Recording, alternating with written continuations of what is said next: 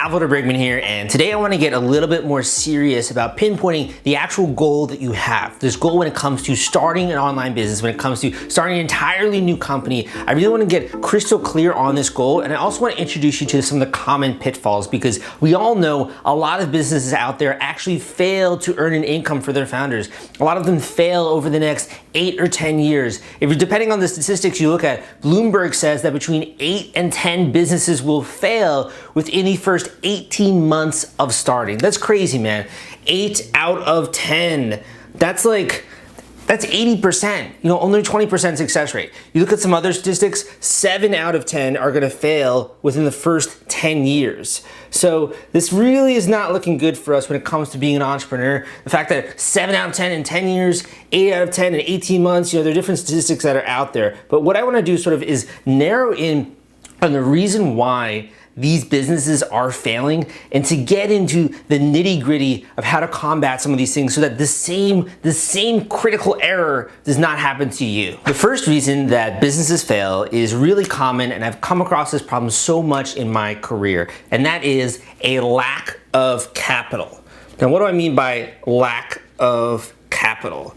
I basically mean the person doesn't have enough money to cover the expenses when it comes to running a business. So they don't have enough money in terms of to buy more inventory if they're selling something online. They don't have enough money to pay their employees. They don't have enough money basically to keep the business in operation. And this is a really critical and a difficult problem to wrap your head around. But thankfully, there are some solutions out there which we can get into in just a bit. The second reason that businesses fail is a lack of leads and sales. So leads or sales.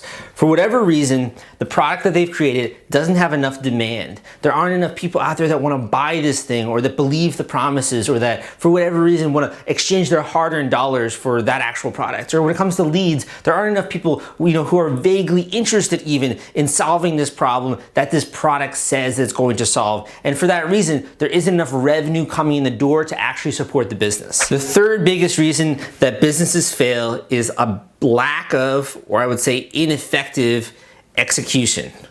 So execution, what do I mean by execution? I mean executing on the things that you say you're going to do.